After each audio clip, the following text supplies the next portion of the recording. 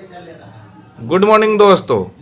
अभी अभी class 10th के साइंस का एग्ज़ाम हुआ है, उसका आंसर की आपको प्रोवाइड करवा रहे हैं।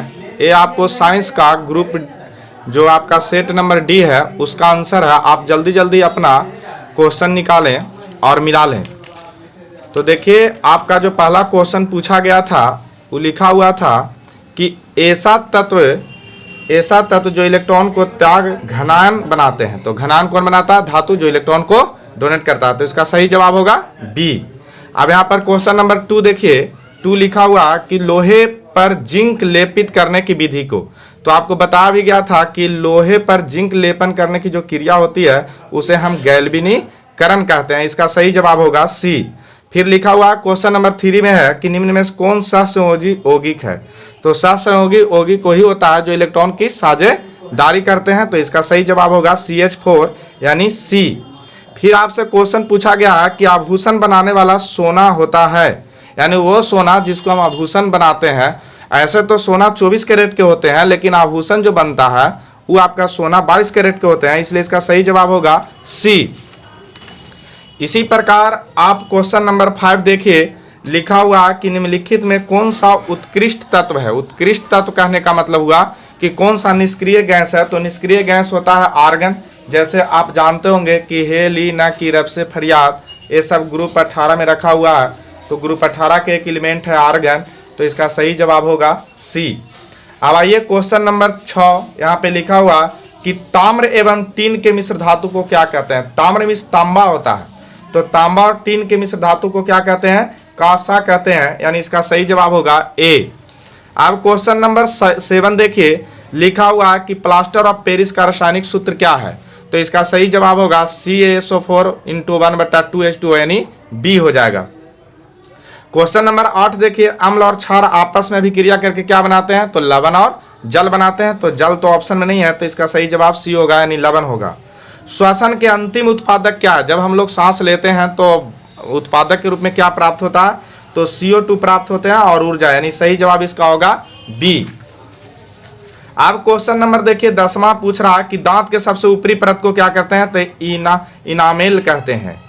फिर आइए क्वेश्चन नंबर 11 में कि मानव हार नाल का सबसे लंबा भाग। तो हार नाल में आप जानते हैं कि जो छोटी आंत होती है वो सबसे बड़ा भाग होता है। पाचन की क्रिया इसी में पूर्ण भी होती है। अब आइए क्वेश्चन नंबर 12 पूछ रहा कि परागन निम्नलिखित में किसके अंदर बनते हैं। तो परागन जो बनते हैं वो कहाँ बनते हैं? पराग कोश में, यानी ये इसका सही जवाब होगा। चलानी नालिका पाई जाती है तो फ्लोएम में, क्योंकि इसको चलानी उत्तक भी कहते हैं। RBC का जीवन काल कितना होता है? तो इसका सही जवाब ए होगा 120 दिन RB काल का जीवन काल होता है। मानव शरीर के सबसे बड़ी कोशिका, देखिए यहाँ पे लिखा हुआ है कि मानव शरीर के सबसे लंबी कोशिका है। तो लंबी कोशिका होता है तंत्रिका कोशिका। आपको बताया गया था कि तंत्रिका कोशिका को ही न्यूरॉन कहते हैं। तो इसका सही जवाब होगा सी। क्वेश्चन नंबर 16 कह रहा है कि अंडाणु निषेचित कहाँ होती है। तो इसका सही जवाब होगा डी, फैलोपियन नालिका। फिर क्वेश्चन नंबर 17 है कि 1 A बराबर होते हैं। तो 1 A माने मिली एम्पियर का रहा। तो इसका सही जवाब होगा 10⁻³ फिर कहता है डीजल का उपयोग कहाँ होता है। तो डीजल का उपयोग सभी जगह होगा, इनमें से सभी। सौर सेल और सौर ऊर्जा का रूपांतरण को क्या कहते हैं? तो उसे कहते हैं विद्युत ऊर्जा, यानी इसका सही जवाब होगा डी।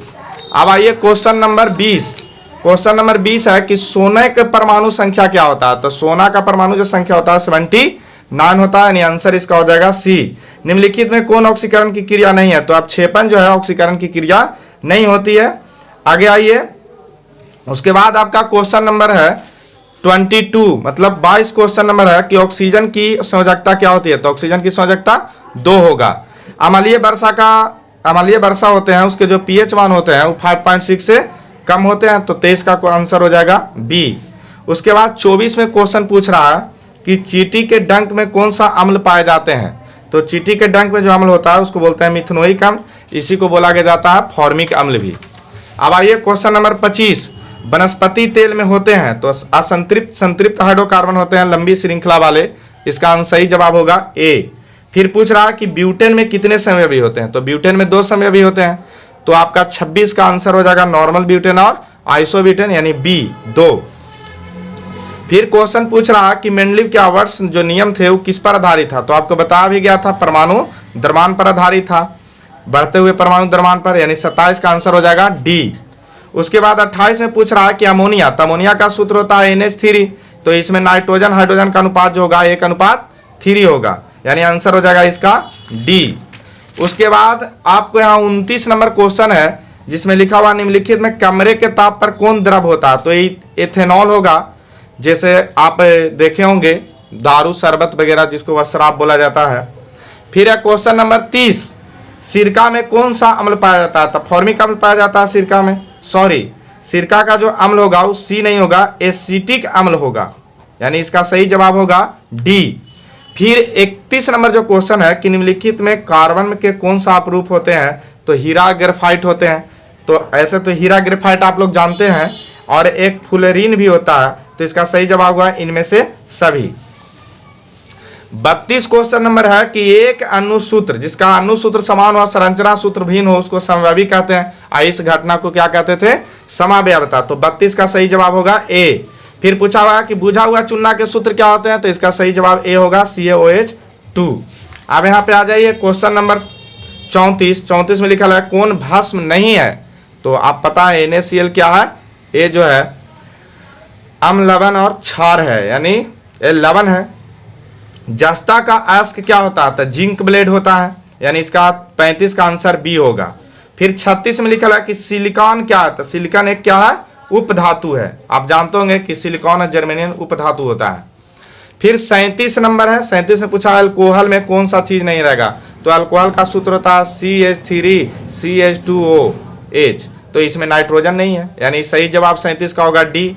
फिर पूछ रहा 38 के मेथनोइक अम्ल का सामान्य सूत्र, यानी कॉमन नेम पूछ रहा, तो 38 का फॉर्मिक अम्ल हो जाएगा, जो कि बिच्छू के डंक में पाया जाता है, चींटी के डंक में पाया जाता है।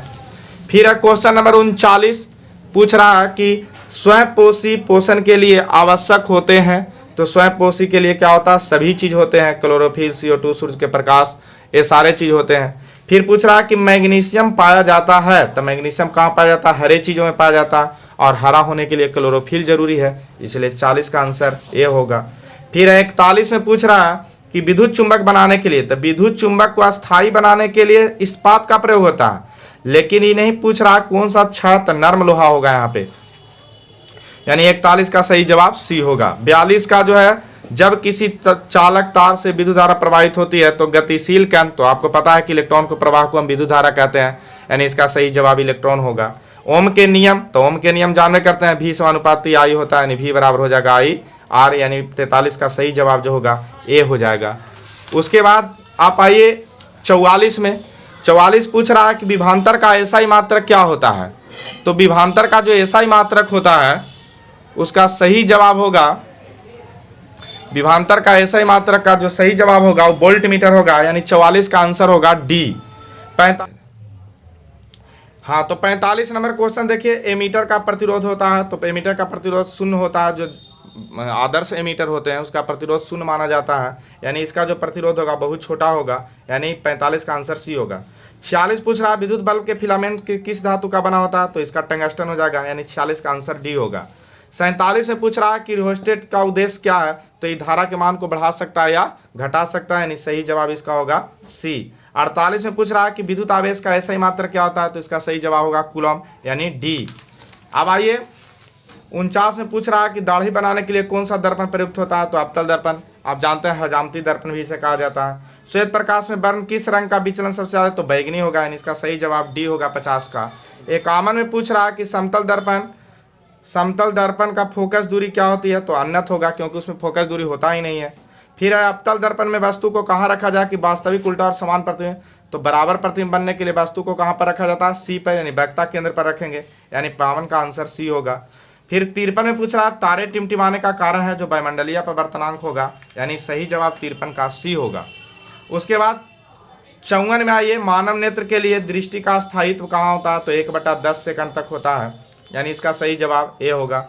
उत्तल दर्पण में बना काल्पनिक प्रतिबिंब क्या होता है, तो सीधा होता है, वस्तु से काफी छोटा होता है, यानी हासित होता है, यानी इसका सही जवाब सी होगा।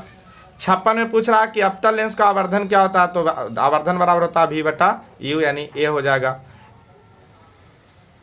फिर पूछ रहा है कि निम्नलिखित में कौन सा संवहन उत्तक है, यानी 57 में। तो संवहन उत्तक क्या हो जाएगा, संवहन उत्तक में आपका हो जाएगा बी और सी, यानी जालम और फलम दोनों है जो संवहन उत्तक है। फिर है प्रोटोजोआ उत्सर्जित पदार्थों को निष्कासन कैसे करता है, तो इसका सही जवाब विसरण होगा, यानी 58 का बी होगा। उसके बाद आइए 59 में मनुष्य के शरीर का सबसे बड़ी ग्रंथि। तो आप जानते हैं कि यकृत जो है मनुष्य के शरीर का सबसे बड़ी ग्रंथि माना जाता है, यानी इसका सही जवाब जो होगा वो डी होगा, यानी क्वेश्चन नंबर 59 का सही जवाब डी होगा। अब आइए क्वेश्चन नंबर 60, शरीर को संतुलन बनाए रखने के लिए मस्तिष्क स्टेम का जरूरत होता है। तो इसका सही जवाब हो जाएगा 60 का सी। 61 में आइए, 61 में क्वेश्चन पूछ रहा है कि किशोरावस्था में होने वाले शारीरिक परिवर्तन का कारण क्या है। तो इसका आंसर ए और बी दोनों होना चाहिए। ऐसे इस पर हमको डॉट है, थायरॉक्सिन भी हो सकता है। मानव हृदय में कितने कोष्ठ होते हैं, तो इसका सही जवाब बी होगा, यानी 4। 62 का सही जवाब 4 होगा, 4 कोष्ठ होते हैं। रक्त क्या है, तो रक्त एक तरल सोजी उत्तक है, यानी इसका 63 का सही जवाब ए होगा। उसके बाद आइए 64 में जीन शब्द किसने प्रस्तुत किया था। मेंडल जीन नहीं किया था, ये जो जीन है वो जोहानसन ने किया था, यानी सही जवाब इसका सी होगा। तैलीय कागज, जो तेल से भींगा हुआ कागज होता है वो पारदर्शक होता है, यानी उससे प्रकाश पार भी कर सकते हैं या न भी कर सकते हैं। तो इसका सही जवाब सी होगा, यानी 65 का सी। 66 में है लेंस द्वारा उत्पन्न आवर्धन। तो आवर्धन का कोई मात्रक नहीं होता, यानी मात्रकहीन होगा, यानी इसका जवाब डी होगा। 67 में कह रहा प्रकाश की चाल के माध्यम जो होती है, तो प्रकाश के चाल अलग अलग माध्यमों में अलग अलग होते हैं, यानी 67 का सही जवाब इसका बी होगा। 68 में पूछ रहा है कि वायु में प्रकाश की चाल निर्वात की अपेक्षा क्या होती है, तो कम होगा, क्योंकि निर्वात में तो प्रकाश की चाल सबसे ज़्यादा होती है। फिर है लेंस की मुख्य फोकस कितनी होती है, तो 2 होगा, यानी 69 का सही जवाब बी। 70 में है विद्युत का अच्छा चालक कौन होगा, तो चांदी से अच्छा कोई चालक होता ही नहीं है, तो 70 का सही जवाब डी होगा। फिर 71 में है कि शुष्क सेल का ऋण इलेक्ट्रोड बना होता है, तो जस्ता होगा, यानी इसका सही जवाब सी होगा। 1 जूल का मान आप जानते हैं 4.2 होता है, तो कहीं कहीं 4.18 भी लिखा हुआ रहता है, यानी सही जवाब इसका हो जाएगा बी। 73 में आइए निम्नलिखित कौन पादप हार्मोन नहीं है, तो आप जानते हैं थिलीन, साइटोकाइनिन और ऑक्जिन जो है पादप हार्मोन है, तो ऑक्जिस्टोटेनिन जो है वो पादप हार्मोन नहीं होगा, यानी सही जवाब 73 का डी माना जाएगा। फूल का जो नर जनन अंग है उसको पुंकेसर कहते हैं, यानी 74 का सही जवाब ए होगा। निम्नलिखित में कौन विखंडन नहीं होता, तो 75 का जो सही जवाब होगा ईस्ट होगा, क्योंकि ईस्ट में मुकुलन द्वारा जनन होती है। फिर आइए 76, पारिस्थितिक तंत्र में ऊर्जा का जो स्रोत है, तो पारिस्थितिक तंत्र ऊर्जा का सबसे बड़ा स्रोत माना जाता है वो सूर्य है, यानी 76 का सही आंसर बी होगा।